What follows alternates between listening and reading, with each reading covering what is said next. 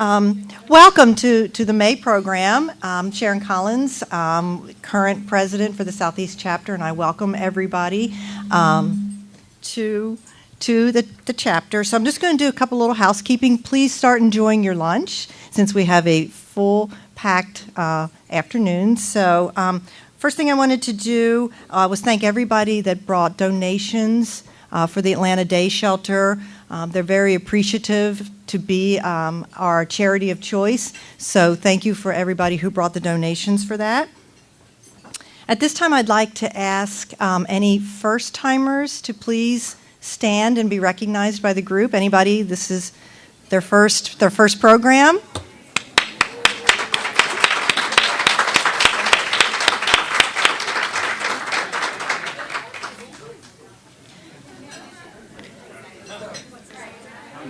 I'd also like to do a few more recognition. Marty Ballo from the National Board, he's our board liaison for the chapter, is here. So Marty, if you could stand and be recognized. He made it in from Chicago and said he drove on 285 for the first time today.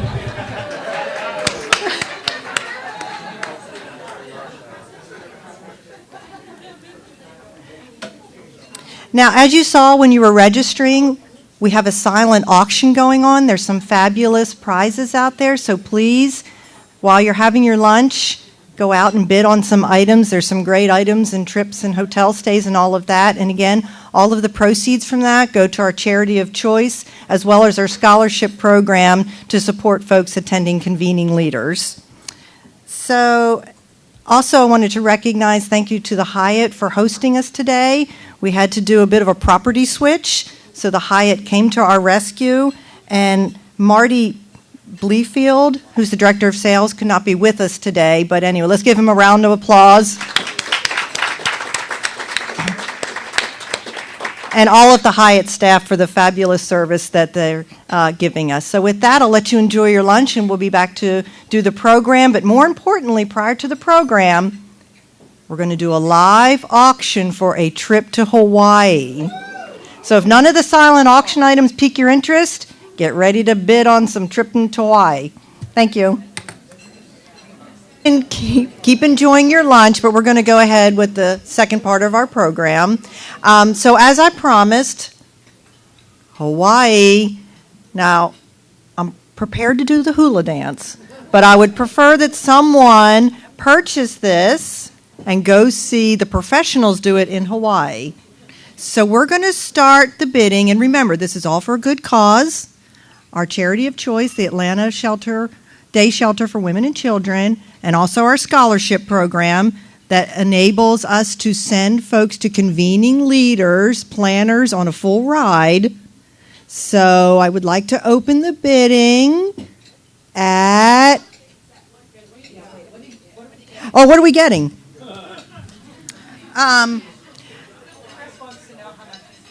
This is very good. As you can tell, this is obviously not my primary job, along with the hula dancing. So this is Kim. Can you help? So it's the Westin Maui Resort and Spa, 2-night stay. I believe it's a 2-night stay at the Westin Maui Resort and Spa. So can I have an opening bid of $100? Can we start with that? Now, I don't know how to do do I hear 100? Do I have 100? Is there 100? I'm from Philly, but I can't talk that fast. So, come on. Oh, $100 in the back. Okay, how about 110? Can we go up $10? Come on. For a good cause. Seriously. We're gonna add the fact that you get daily resort charge covered, daily breakfast buffet for two, which, believe me, in Hawaii is costly. And the retail value is $1,500. And it expires at the end of the year. So it's good through December 31, 2013. Okay, 110. Come on, we have 100 over here, 110. I'm serious, I'm going to start hulaing. Oh, 110 in the front. Okay, how about 120? I'm going to do 120, 120. Going once. Seriously, people? Come on. And sold for 110. Congratulations, Chris. Yay.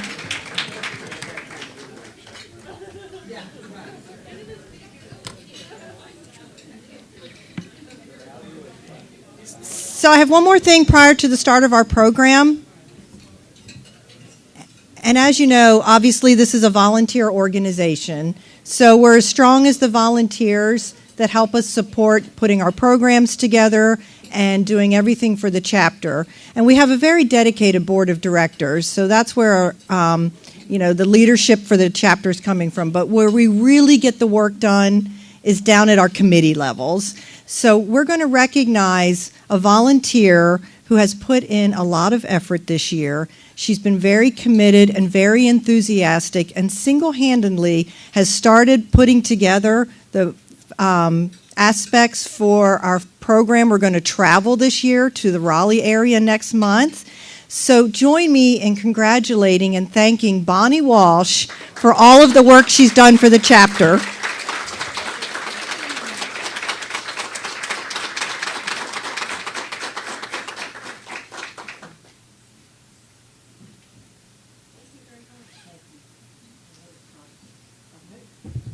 We'll see all of you in Raleigh June 5th, right? Yes.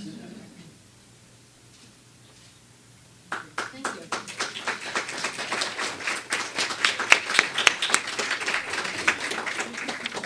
Okay, on to our program. So it's my pleasure to introduce Christine Bourne, who is the Vice President, Editorial and Editor-in-Chief of Collinson, no relation, Media and Events. So in her dual role as VP Creative and Editor-in-Chief of Collinson Media and Events, Christine manages content development for the company's meeting division, which includes its marketplace, trade shows, conferences, 4 magazines, websites, social media sites, digital newsletter, and meeting planning guides for destinations. Her extensive media experience includes past positions with leading consumer magazines, business publications, daily newspapers, visitor publications, custom in-room hotel magazines. She founded the Real Paper in Pensacola, Florida, and helped launch Louisiana's award-winning news weekly, The Independent. She has served on several industry advisory boards, moderated panels in innovation and meeting designs, education, and diversity. So please welcome Christine and her panel.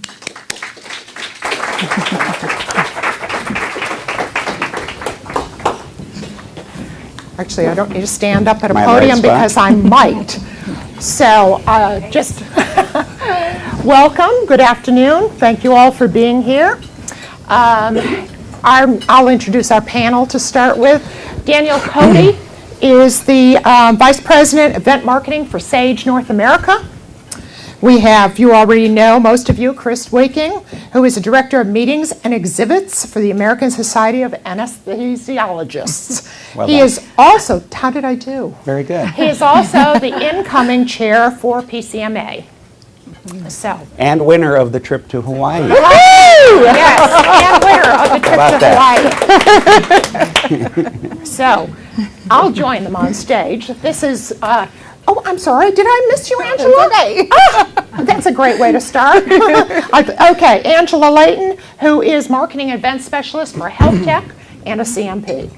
So, I apologize. It is going to be an informal conversation. When we talked about rethinking meetings and the challenges and in the challenges and opportunities in the trends nowadays, we were asked to present a planner's point of view.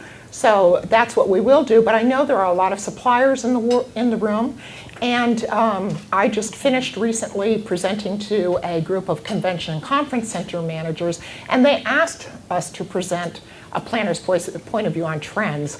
So I think, you know, with a lot of what we're going to discuss are things that you'll want to know because you have to respond to what planners are interested in, but there are also areas that I'm sure are challenging you and you're trying to introduce in your facilities and your events.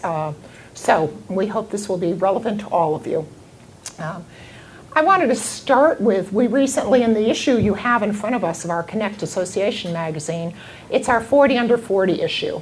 And we asked all of the responders, all of the people who are in that issue, what they thought the major trend or the major change that was happening in meetings was. And to a person, they answered social media and technology. So we know that's one of our biggest challenges and opportunities. And I wanted to say I recently was this January, I was at a social media conference in New York City with Bloomberg News, New York Times, Wall Street Journal, and the overwhelming comment was, we're all in the same boat. So even these top media companies who do a lot of events were struggling with how they use social media, what the value was, what communication channels they used, what would appeal to their groups.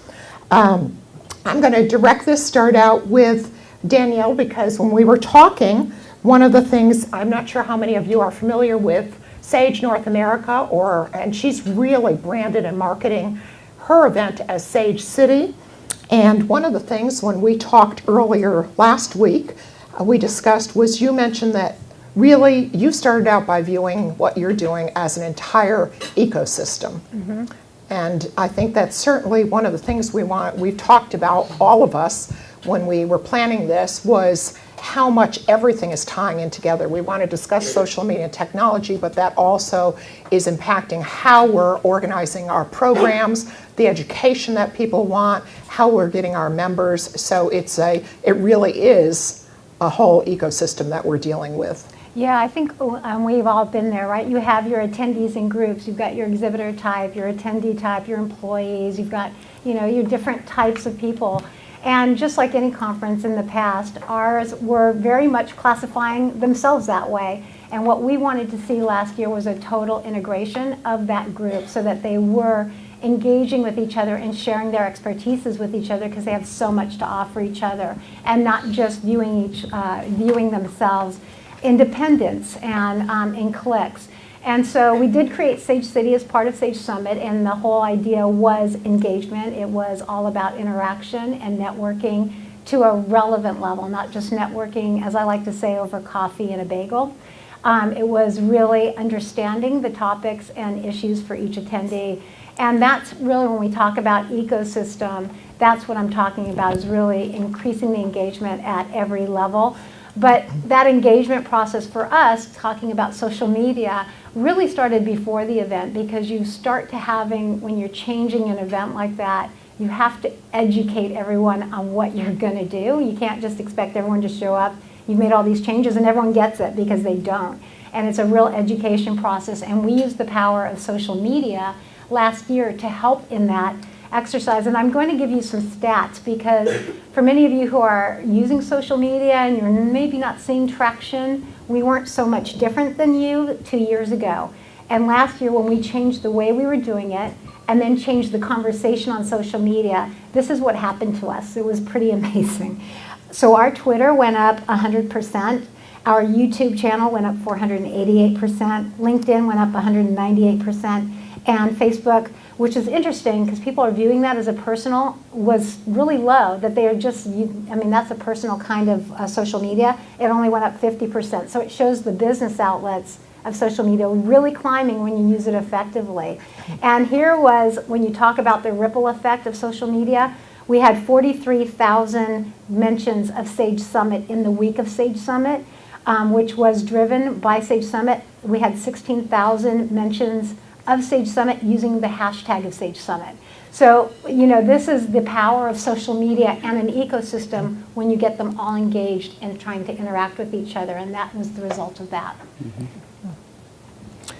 So, I wanted you to just speak a little bit more. You talked about, I think one of the things when we talk about social media is community. And you said you tried to start this thinking of your participants as a land of your peers. Mm-hmm. And I think you addressed that a little bit with how you're speaking to them or what you're doing, but what it really impressed me was your videos where you were branding what your event was doing, but also really helping them understand what was going to be involved. When we walk into an event, we often walk in not knowing what we're going to get or what to expect. And you mentioned that you had to get over the idea that you were proprietary about the information. Just speak to that a little bit, because I think we all deal with that. Yeah, and I talked about this just a minute ago about educating your attendee. I think they, at least in our program, I'm not talking, I don't want to generalize, but our attendees were used to coming in, sitting down, and waiting for you to deliver information. But today, with all the technology and all the competing forums, and I'm sure everyone's running into this, they have to be part of their own educational process. And so we had to actually educate them on, hey, you know what, you're going to get as much into it as or get as much out of it as you put into it. And so we need you to be an active participant. And we actually would guide them through how we were expecting them to behave. Not in those terms, obviously. We made it more fun, like you can't miss this because, but of what to expect and how to prepare and how to spend the week or two ahead of time to prepare. And then when you came on site, we did some things that actually helped them ease into it. And networking and really sitting next to your neighbor and then having a really meaningful conversation about topics that are really an issue for your industry or your use of a product or whatever. It's really hard to just do at a lunchtime meal or whatever. And how we started them talking about it is something that everyone universally has a passion for, is that we had everyone take out their iPhone or smartphone and share their favorite app with each other. In 2 minutes, people immediately saw benefit and the ease of interaction when they had a topic they were passionate about. And we couldn't even get them to shut up after that. It was because everyone has a favorite app. We all do, right? We're like, oh my God, you got to know this. Well, we wanted them to experience that and experience the relevance they could get out of it and the application for themselves. And once we did that and the light bulb went off, they couldn't wait to disband and go into their small little ecosystem villages that we had set up so that they could then experience it in more basically Sage product kind of community situations. Mm-hmm. So that's how we did that. Yeah. So Danielle, I'm going to start to say that with our society, a medical society, we are not as far along as Danielle is in this, and it's probably true for a lot of you in the audience as well. But fortunately, Danielle lives in Naperville, very close to me, so I'm going to be spending some time with Danielle and to pick up on even a few more of these little tips as well. We, as a society, are making some traction, mostly in social media areas as a society. Our society makeup is very mixed, and getting buy-off into investing into social media a few years ago was a difficult challenge given our leadership is relatively senior. And so that was a challenge, but as time goes and a constant awareness of the benefits of it to them, the society first is now engaging, and we are seeing some traction.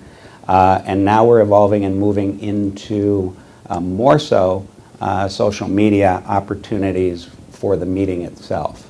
A large scientific meeting, and using it for marketing and interaction between the groups. We do have a younger audience in our residents and med students, so it's a great opportunity for us to embrace them and bring them into not only the society but the meeting and add value for them as well, because they're very interested. But our leadership has embraced now the whole concept and now is involved.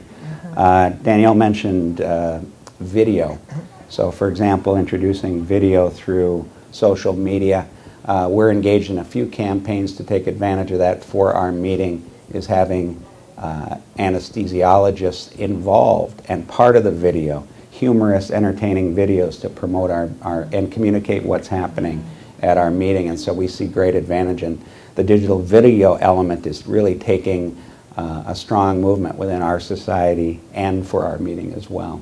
So great opportunities, but I'm going to take advantage of now meeting Danielle to find out more. Well, I want to drive on a point that you made, because, by the way, we were all new to this, and Mike Whittington's in the room. He knows we were all new to this last year, so it's not like we developed it over a long time. But the humorous video, I just want to raise, I was sharing this at our lunch table today, that you can drive a lot of traffic through social media just by using that. We did a Harlem Shake video from the events team this year, and we were just doing it for fun and to just kind of have fun with our attendees and drive traffic. We had over 2,500 hits on that. And make sure you get the link from her because it's pretty funny. It's funny. It's pretty funny. And so, it's a great way to just warm up your audience and get them used to the idea of what they can do with it. But even more than that, it's a great way to get your audience to participate, which is what we're talking about. We're not attendees anymore. Everybody wants to participate, which is what social media is about. You're especially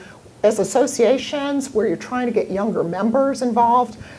We talked about the opportunity to designate some of your active members, whether you have an advisory board or active members, and make them, give them your hashtag and ask them, request that they get involved and tweet while they're at the event. Make some of them bloggers, so really engaging your participants and using them to further the message through their networks. That's one of the powers of social media. It's another form of communication, but it goes out so much further beyond when we just used email or mail or call centers. Angela, you were talking, Oh, sorry. No, please do. Just one point to add on that Danielle and I had spoke about is gone are the days that you have to bring in a camera crew and have the expense and the time that's required to do professional videos. Most have iPhones, smartphones now, and then there are also a lot of free apps that can help with editing. If you haven't used Animoto before, it's an amazing free tool. You can take still pictures and turn them into a marketing piece that has music behind it that you can use to really attract attention and excitement for your meetings and events. And I recommend that you check that out if you haven't done so already. There are a lot of opportunities out there that don't cost a lot of money. From our perspective, just on the social media trend, at corporate healthcare software firm, we really have had some challenges. You would think with technology that we would be one of the first ones at the table with social media, but there are a lot of challenges getting the buy-in from the corporate level.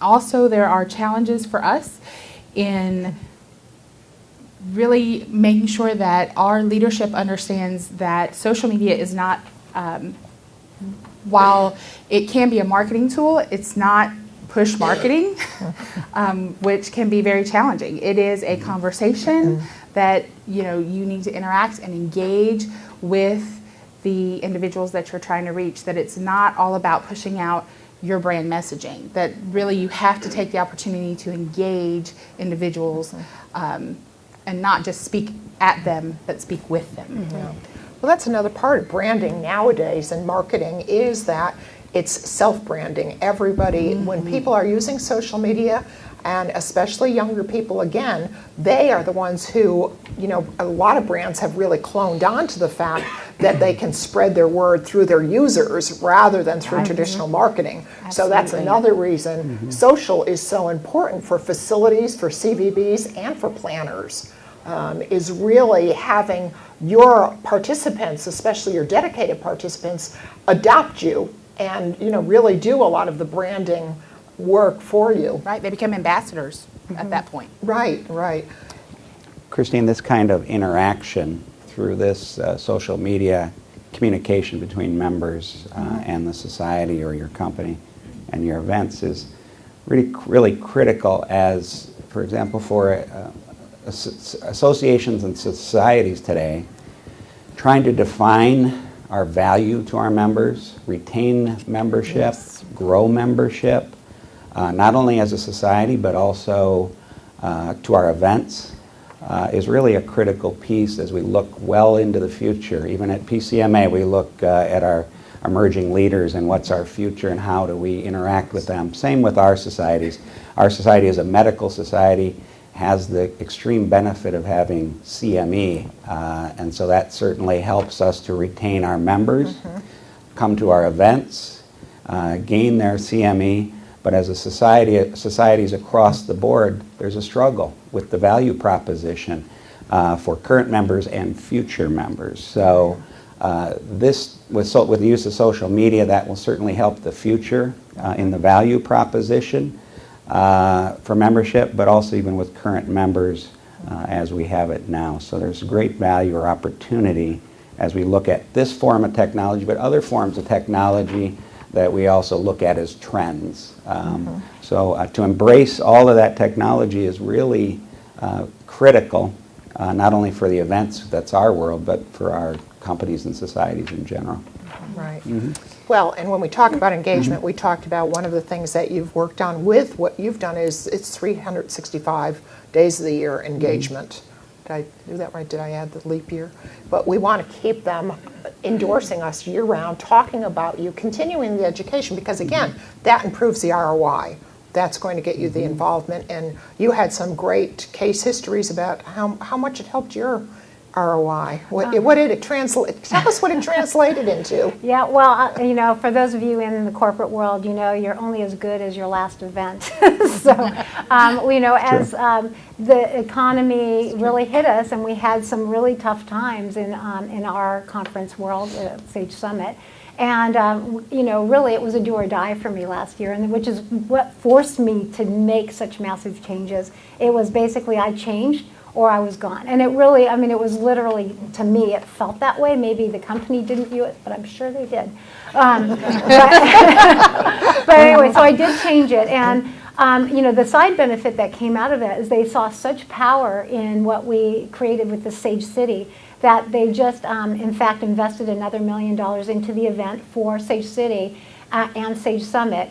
And I am using half of that funds for attendee acquisition to grow the conference, but the other half is going to this 365-day commitment that we're taking Sage City and moving it to an online format so that when they leave, we are having a Sage City reunion. We'll report the outcomes of things the peers discussed. We will now have a communities designed by Village that they created, and they will have hopefully a recurring location to come to every time that they have a problem, that they've met people there. They now know who's online. It's not this nameless face or this avatar. And then all of a sudden, next year, Sage City comes and they start, hopefully, we'll start talking about, oh my gosh, are you going? Because I'll be there and let's connect again. So we hope to create this self-fueling activity among our customers to really, it's all about a loyal community, right? We want a loyal, active community, and that's what all this is designed to do. Angela, I can see you're ready to jump in here. No, I actually just have a question. Is that community something that you're building on your own website, or is that an app that you're having developed for No, your it's event? not an app. Okay. It is, it's actually doing a soft launch next week, and there are microsites to our main website. Great. Yeah, we have a big campaign planned for it. Yeah. Well, this kind of segues into and is an important part of what the other education, which we've talked about, and the change in the types of people who are attending events nowadays. We all know how popular TED events have become, and leadership around the country have recognized that too, which only stresses the important more about meetings and how, we were all afraid a number of years ago when the recession hit and when technology and virtual meetings came on board that there would maybe be fewer face-to-face. But now all of those technologies have created a bigger demand for face-to-face. Our society, our economy is demanding more innovation. It's a very competitive economy, and people want to gather in larger groups, learn from innovators, learn from their peers, talk with their peers, and it's really being driven by a more educated group and what everybody is calling super consumers. And those super consumers are demanding more experiences, which we talk about experiential education, it's an experiential economy, and I'm sure anybody who's here from a facility or CVB knows how much the demand has changed. When people come to a facility, they expect a lot more than what was expected 10 years ago, and we all have to take note. And I know, Angela, you were talking a little bit about what you've tried, small steps. We all worry about how much, but you've tried some things with education. Yes, we have implemented into our users conference last year an opportunity within one time frame for our attendees to choose the type of education delivery that they wanted to experience. So we had TED opportunities going on at the same time as lecture opportunities, because we are a software company that's kind of, we have to stay in that realm as well.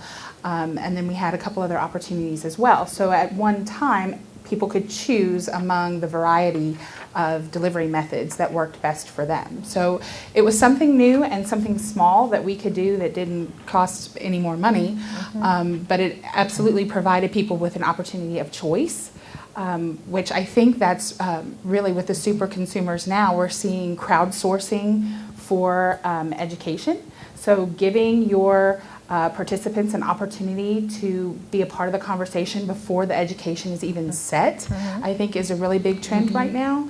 I think it gives people a sense of ownership in the program that's actually delivered. So it goes back to not being only a push mentality, but really having that engaged conversation with your attendees to know exactly what it is that they're looking for.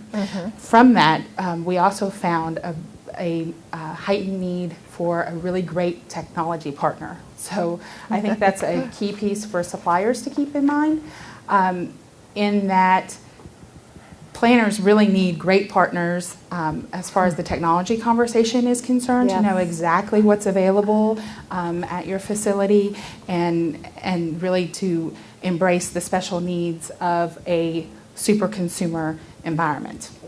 Well, it's also, when you speak with facilities, it's very much about customization. Yes. You know, nobody wants the same agenda. They want it customized to their group. That's right. And I know you talked about training, and I think that's an aspect that was a little bit of a surprise to me. We do talk about speakers and what kind of speakers we want nowadays. Speakers who will interact with the audience, who will take their participation back. But you really have a program that trains people. Yeah, we have actually several types of programming, so training. So of course we have our training for our speakers, but we also introduce training for our customers and our attendees that actually come to the event, where we actually train them on social media. So those who wanted to learn felt they could learn without being intimidated by it, because it's very intimidating. I don't know, when I first tweeted, I was like, I don't know what to do. No one wants to hear from me. And you know, think about, put yourself in their shoes. That's the demographic of our attendees. They just didn't know what to say. They didn't know how to say it. And so we offered them some tips, and then we did some things called tweet talk before the event, where we'd throw them a topic and all they had to do was respond to it.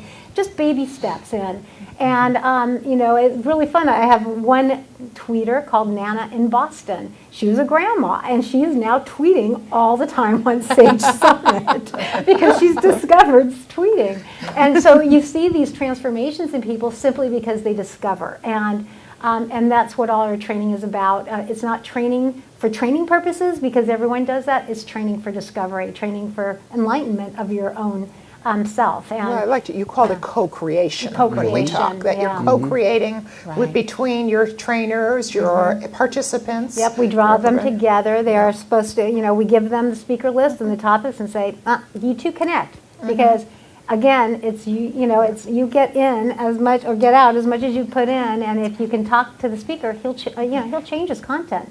How many of you would change your content if you knew that person doesn't want to hear about this, they want to hear about this? Oh my gosh, well, okay, help me then. Tell me what you want, I'll design it that way.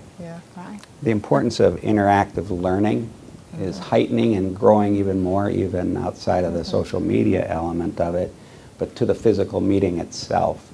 So great pressure certainly is to gravitate to that interactive learning environment. There's all kinds of different ways to do that, but I think, Christine, what you're also referring to is, do we have the faculty or the speakers that can do that the right way and to the level that we want, which is a great challenge. And training of those presenters, or selecting those presenters with that expectation that they have to interact or engage the audience in some form, to a high level, to a lower level. Maybe it's just doing an audience response involvement. But that is going to be a trend that is going to keep pushing and pushing for all of us, as certainly our younger members and participants are craving that kind of learning, as we're all trying to understand that as well. So certainly to keep that in mind, but at times, even with PCMA is exploring a lot of this as well with convening leaders. Lots of discussions at the annual meeting program committee level about room sets to entice more and lots of options about what to do within the facilities that we have to work with, but lots of discussion about that interactive learning element and taking it to the next level. But also in those discussions, I think we also have to be cognizant of the fact, and this is a discussion that goes on, there are some people that don't want to learn that way. So knowing your audience and think about the people that want to sit in the back of the room. I'm not pointing out at anyone here. But wants to sit to the back of the room and just be an observed learner. I think we have to recognize that and look at your venue sets and your presenters and how do you address that. Right. Lots of discussion about the hallway chats is some of the greatest learning afterwards, and to embrace that as well. Right. Well, one of the things we're doing at our event coming up, and it's again just a small change, is we left an open session in our busy schedule, the last session of the day, and we're putting up scribble boards around, and which is another thing, sketching and notes and everything at a meeting. But we're inviting our participants to tell us what sessions they would like to hear from again, or what speakers they would like to continue the conversation with, and we have requested and actually made it a requirement that all of our educators stay for that last session and be available if they're to be requested. So we will set up roundtables. People can come to that last session and continue the conversation with whoever they wanted to talk with, and the other speakers will be there to add their voice to the sessions. So it's we're pretty excited about that and see what kind of response. And again, it was just leaving that space open and planning a last session and coercing the trainers to stay around. Actually that is a little extra cost if you're flying them out the day they're speaking, but we feel it's worth it in terms of what returns we'll get on that. I think it's exciting too because it adds an extra dynamic to the open space environments that have now become really a standard offering to really provide that extra engagement. I think is really exciting. Yeah. So. I wanted to introduce another one. You talked about learning and how people learn. I've been getting so many press releases. Yesterday it was from the incentive meeting in Chicago, the annual incentive meeting. And their whole meeting this time, I don't know how many of you usually go there, but their press release was about the fact that all their instructors are really focusing on brain studies and brain research because they feel it's so important for planners to understand, and everybody involved in this to understand how people learn and how you get them to retain knowledge. And their whole session is focused around that, and there's so much with brain studies. And one of the things I introduced, we talked about, is flipped learning. With flipped learning is where you, as similar to what you're doing, you provide the information ahead of time to people. Let them come with their questions, let them be prepared. There's a lot more retention there. And that does provide space for people who learn in different ways, the same way your setups might. So, you offer opportunities for, like TED conferences. Some people want to sit on the floor. That's right. Some people want a bar stool. We got offered bar stools here. We nixed those. Round tables, couches. TED provides all of those things. As a matter of fact, there's TED seating, which I think is bean bags, which I wouldn't be crazy about right now. But so have you experimented? Tell us what you've done in spaces. Good. I'll say there was a unique, we're actually early in this as a society. But from a PCMA standpoint, I actually was on a panel once, or a group discussion, and the room had been set ahead of time with lounge furniture, a very casual environment, some cocktail rooms instead of the rounds that you're sitting at, or a theater. It was a very comfortable, casual setting for a discussion. And that, I think, incited a lot of people's desire to interact more. It was a much more casual environment.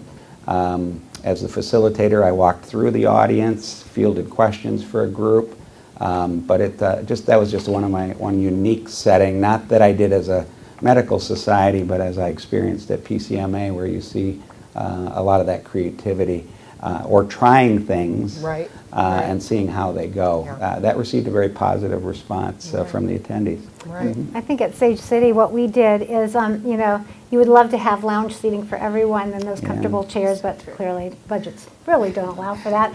But what we did is created, and it was really affordable. You know, Sage City kind of lends itself to villages, so we'd have different villages. Well, it was really easy to add park benches and take your high tops, and so we had a mix of high tops, park benches. We grabbed okay, for any hotels on here, you might start getting this request. We grabbed all their furniture and used those for our couches. I bet they loved it. They were, yeah, they weren't really happy, but seeing the food and beverage revenue, yeah, they were okay with it after that. So, you know, you kind of leverage what you have because, no, you can't afford everything you want.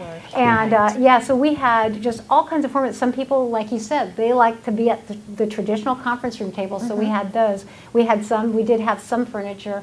So it was just really, like you said, just what is their learning style? And everyone gravitated to what they liked, and they would grab their peers, and if they, you know, it was funny, they were all so like-minded, and that those are the groups you wanted together. You wanted the like-mindeds together. Right. We tried a mixed piece at our user conference last year. Decided we might not do it again. It was from the TED type style presentation. We had crescent rounds in the front of the room, and then we had reception space in the back.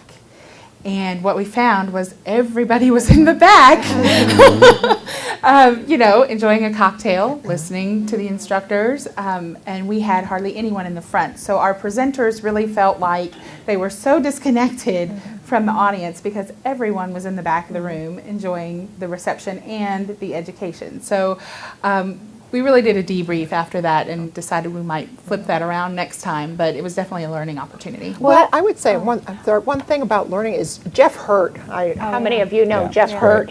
He's an incredible presenter. He was one of the early adopters of participant-centric meetings. He starts out his event by telling people, you know, get up, move around, change your seat. He encourages people grouping as they feel. So I would say, one, in response, the speakers should have just gone back and joined the cocktail party and asked everybody back there. The other thing is, you know, I feel, you know, you're all sitting there. I feel a little awkward. We're talking about these changes. We're not really doing it, but this is a small meeting. You can't always do it in this type of, you know, we're talking about bigger meetings in many cases. But I would say if you are a facility, a hotelier, a conference center, a lot of what we're talking about, these are trends. This is happening more and more. So what your places are going to look like 5 years from now, you need to be thinking about these things. I don't know how many of you are aware of idea paint that can be put on your wall, 24 hours stripped off. People love that. Chalkboards. You see some meeting rooms now that have entire chalkboards and encourage people to come up and sketch during the meeting. There are some people who have to learn by doing. You know. Yeah, Christine's absolutely right. As we look to the future of the facilities and the rooms that we're going to be expecting to accommodate this trend, which is probably not even really a trend anymore, it's moving fast. It's here. Into this arena where a facility, a hotel can boast that along with different forms of allowing for that type of interactive learning is really key for the future, no doubt about it. Well, you talked about brain studies, and we just actually finished kind of a brain study of our own. You could probably put us in some psychological profile over here.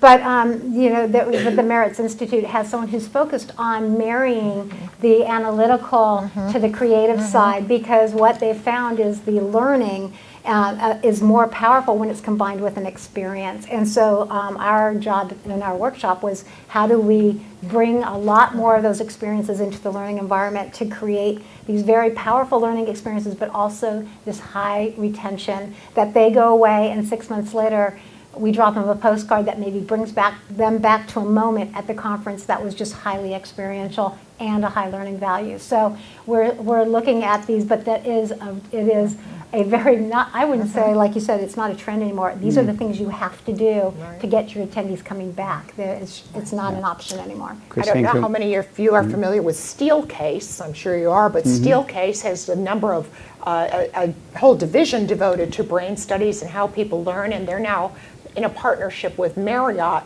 developing different workspaces within several Marriott hotels for meetings that are very experience oriented. And we're going now beyond, a lot of the advancement now is beyond experience economy to the emotional economy, the emotional branding that we need to build in. Right. I'm sorry, That's okay. No, I just wanted to kind of step back from when we talk about learning and our attendees themselves, learning from each other, information sharing right. on their own beforehand, during the meeting, follow-up is a key area, and I think that's going to be a growing area of great importance. As a society, we have our online community as a membership, a society. It's getting lukewarm activity with members communicating with each other on that community. And where we are going and going to give it a try is to further that with our annual meeting, is to have an event online community, along with supported by the mobile app, but get them interacting, planning to meet each other at the meeting, and get them and enticing and growing that element of them learning from each other, not just from a net. For doctors, information sharing, that's why they come to our meetings, is for them to learn from each other or who they view to be an expert in a certain area. So we are spending a lot of time and resources towards developing and furthering that along. Some are a long ways ahead on this. We aren't, and that's where our focus is to get them interacting. Hopefully then the event itself and that community will then get that activity going and have them move into our society community and embrace the whole membership in that way. Well, I'll be interested to hear a year from now how that works for you, because as Danielle said, it was just, just last year or 2 years ago that she started, and I think we all feel the pace of the world nowadays. I mean, 2 years ago we put up some new websites and thought they were great, and we're redoing them all in June to go totally video and mobile, and it's just, the adoption rate of things. Are you all finding that? It's so fast now. That's why we say these things can't be ignored. You mentioned, we talked a little bit about virtual meetings and how that works into your mix. You want to speak to that a little bit? Yeah, into our mix, that we're in our infancy with it, actually. Some of my struggles have been getting the funding and the justification to support it, but we're moving on the fast track with that now. The value for us, again, with respect to the meetings, is the hybrid, them interacting. We have 50,000 members across the world. About 20% actually come to the annual meeting every year, which Danielle thought was a high number, 25%. But from a medical group, people coming to get CME and needing to get CM, it's not where we want to be, I will say. There's a great opportunity from a hybrid event. Now that I think we're past some of the thinking that, oh my gosh, that'll destroy our face-to-face meeting. We won't have an opportunity for corporate support if we don't have a meeting. I think for us and our leadership, we're well past that now, and now we're moving forward as we see as an opportunity. And so reaching out with that hybrid event is our next step. It will help grow our membership, the value proposition for our members and our younger med students and residents. It's all going to benefit them in that way. It may not be the case for you because of all your restrictions on medical and reporting, but certainly one aspect of virtual meetings for many associations that don't have those reporting problems are the sponsorships that are available. For when you tie in things like that. So there are so many more opportunities. We talked about the value proposition, and one of the important things in making change is whoever you report to. That's where when we talk about meetings, what's the important thing about the fact that we've become strategists as opposed to dealing just with logistics And that's our reporting, our ability to talk about and prove what the benefits, what the ROI of the meeting is, making sure we have our history, making sure we bring that and we can speak to it, I think is such an important part of what we're doing nowadays, which is why our language has changed. I try to avoid saying meeting planners because we're meeting professionals nowadays. We have to do so much more. So the reporting factor, and that's certainly one challenge as well, all the jobs that we have taken on now. I know years ago we had an illustration in one of the meetings magazines I did with meeting planners wearing all these hats. And it was mainly seating, programming. We didn't include all the other tasks you have to do nowadays. So Yeah, definitely. Our jobs as meeting professionals, as you termed it, Christine, have changed dramatically in that regard. It used to be just the logistics, negotiating strengths, but boy, I'll tell you, the world of technology, marketing elements that we are now responsible for at a high level, strategic planning for our meetings in all this regard is immense. So for me and for our society, it's bringing in, looking at our resources, staff, what staff we have, mentoring them, re-educating a lot of our team as opportunities arise to hire people specific now within a strict structure of a department like mine is having the expertise with respect to building it in, technology, social media opportunities, and even marketing elements have been built into what the plan is for the structure of our department. So we have to rethink and reevaluate what our teams are based on these responsibilities. And I'd just like to say my view of the difference between technology and, because we're all talking about technology. Technology should be an asset to your live meeting, and everyone should view it that way. It's not a replacement. And I think, Chris, you talked earlier about the importance of the peer-to-peer interactions live. That is so critical. And the one thing that, basically Sage City, for those of you who know the language, which is very scary for a lot of people, is open space concept, right? It was a modified open space concept. If I'd used that language to my attendees, they would have run for the hills. They would have said, what? I don't get this. I don't know what to do. This is whoa. But we used really friendly language, a village, go to your neighborhood, meet your peers. And because of that, it's the same thing. You're accomplishing the same thing, but you're putting it in language that's friendly. And it doesn't have to be scientific. It just has to be experiential, emotional, and more than anything, the live peer-to-peer interaction.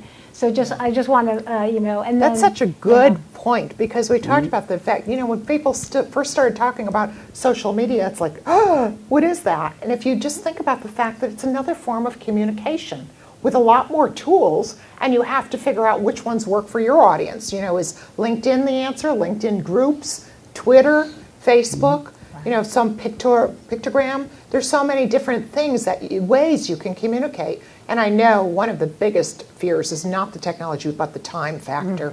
Where do we find the time? How do we do it all? Does anyone have the answer?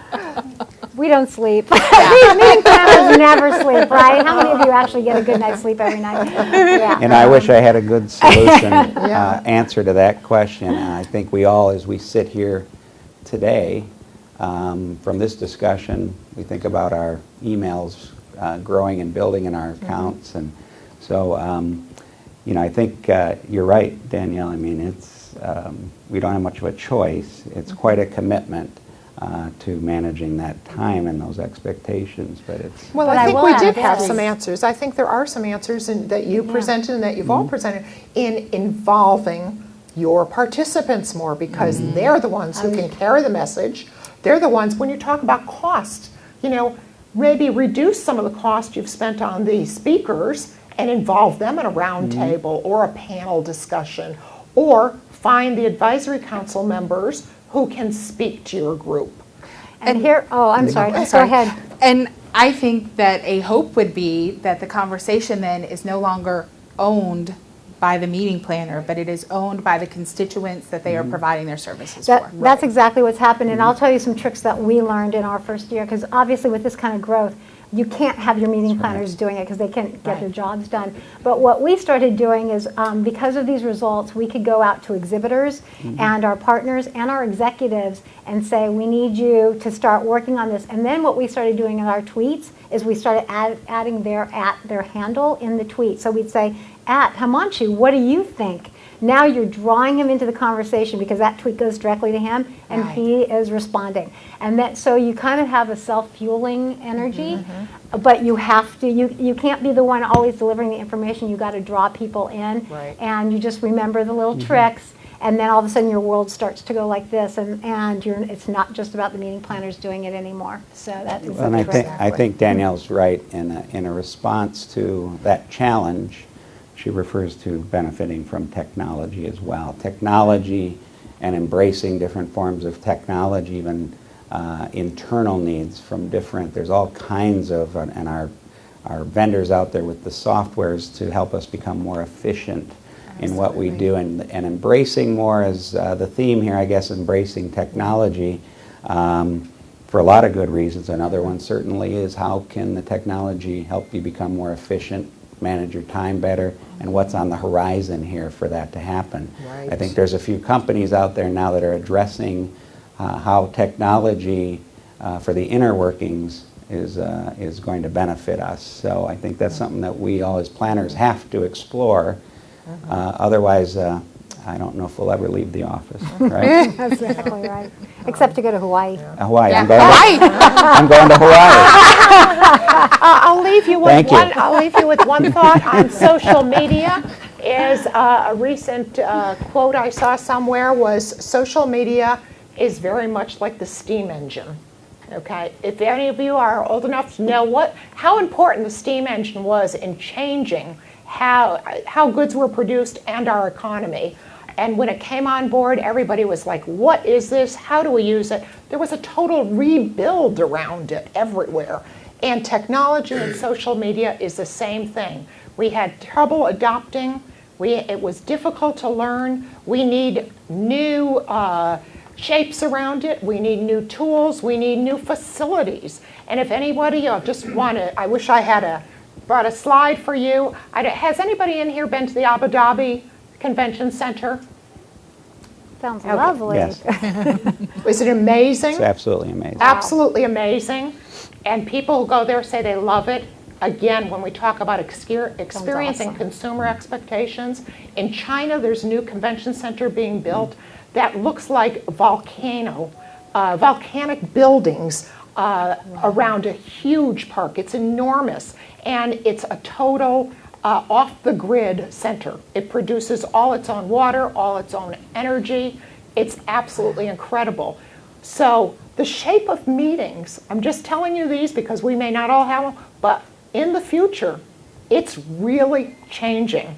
And you all need to get ready for it. And I just want to add, also, as you go down these paths, because it isn't changing, make sure you have your guidance. Like, for instance, you will have people tweeting about cold coffee. You will have, that's just going to happen. Choose what you are going to address. Choose how you're going to change conversations. Don't react to the conversations, because you will just go down paths you don't want, and invite conversations you don't want.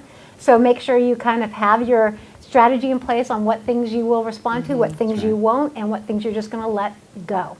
And you'll find out how silly those coffee conversations are when other things that are more strategic and more important to the audience take shape and take on a life of their own. Those things just go away. Is cold I coffee see Mike a new standing up. Do we trend? have time for some questions? We're kind of tight. We could probably squeeze in 5 minutes. Okay. Do we have any questions? If they could talk to the recording the session. Can you talk in the mic when you say that, Mike? Training.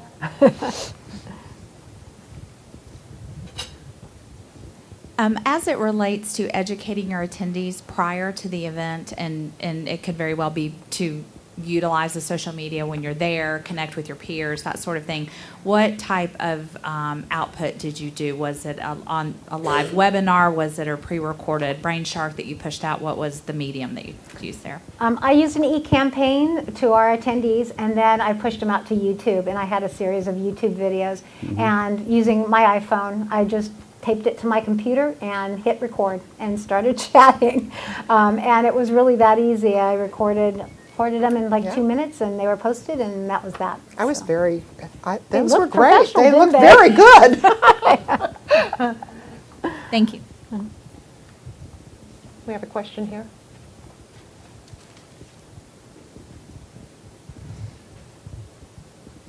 The question I've been thinking about, as you guys have graciously shared your information with us, one of the observations I have been making with my own children now that are between the ages of 3 and 8, and then looking at my in-laws who are in town, I think social media and technology in general are changing the way people are thinking and willing to learn. I'm seeing people, they don't need instructions anymore. They can just figure it out. And while I was at Pcma down in Orlando this year, they did something very unique. And to me, it was high risk, but I believe it was a total hit. But during their closing session, they set up basically neighborhoods for their meal function. Yep. And just watching the people go in, and the first reaction was, whoa, this is different. I've never seen this before. But in 5 minutes, they all funneled in, and it was like they didn't miss a beat. So the point of my question to you, with people being more open and willing to differences in how they learn, what exactly are the conversations that are happening behind the scenes with your meeting planners and your associations to embrace their willingness to do things differently? Do you want to direct the question? I would say that Kevin, that's a great point, and recognition of what PCMA was trying to do there is, PCMA at Community Leaders is definitely one to be putting out in front of all of us as planners unique settings and opportunities, maybe taking the risk for us to learn from. So in that scenario, I've gone back to my team, and strategically with our team, let's talk about those kind of different environments. Sometimes we go into a center where we have to use an exhibit floor for something, and sometimes the venue dictates what we can do. But being creative with your team, we spend a lot of time evaluating what that's set and trying to introduce different environments like that. And a lot of that is for some of our younger learners, being creative in that scenario. And I think also that in hearing things about Sage City and taking that back and having conversations about case studies that have been successful, I think really helps pave the way for positive change within organizations. I also think too, risk. I think with all trends, we have to be willing to take at least some small risk to move our organizations forward in embracing some of the trends that are coming forward. That's certainly a And I'll good just point, say, your point that you even remembered that at PCMA says it all. Proves it. Yep. Says it Sure all. does. Proves it. Proves it. Yeah, and I think Kevin, real quick, the thought on that is it isn't usually the staff that's resistant. It's sometimes, in my world, it's the leadership, the faculty, the committees, and convincing them that this is a good thing, or to take the risk. Thank you all very much. Thank you all for being here. And you have our information if you want to follow up with any of this and ask any questions or look Find at us your on LinkedIn. videos. Right. Great. And one more round of applause for our panelists. Great information.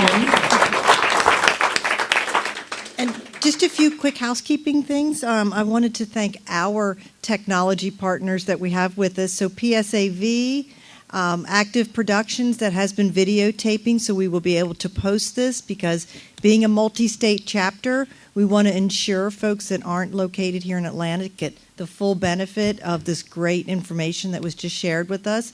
And then, of course, our photographer, Ross Deluche, who enables us to capture this and post to our social media channels. So want to thank all of them. and And on behalf of our speakers, the chapter will be making a donation in their name to our charity of choice. So thank you very much for that.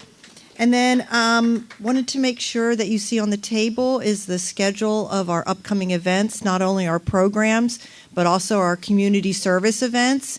So we're going on the road in June. So we'll be in Raleigh, and again, look for the opportunity for you back in Atlanta to be able to take advantage of that program as well. And a final last shout out to our 2 national PCMA board members. Show them the love from the chapter.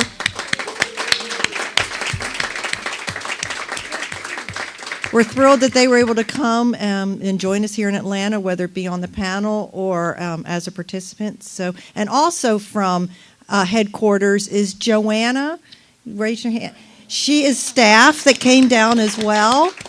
So they see things are happening down here in the Southeast chapter. So stay tuned. Look at all of our social media outlets, our website, our newsletter, and we'll see you for the next face-to-face program in August here in Atlanta. Thank you.